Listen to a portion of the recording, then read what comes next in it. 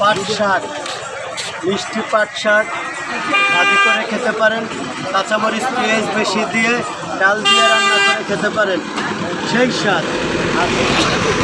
এই আছে টক শাক, খাইতে টক টক লাগে, ভাত দিয়ে গরম ভাত দিয়ে খাইতে খুব মজা।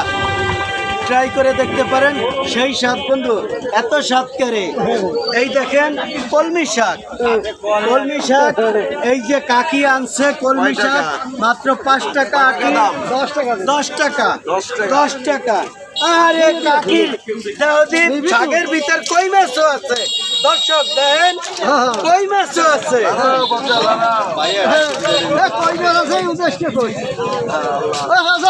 সেই স্বাদ।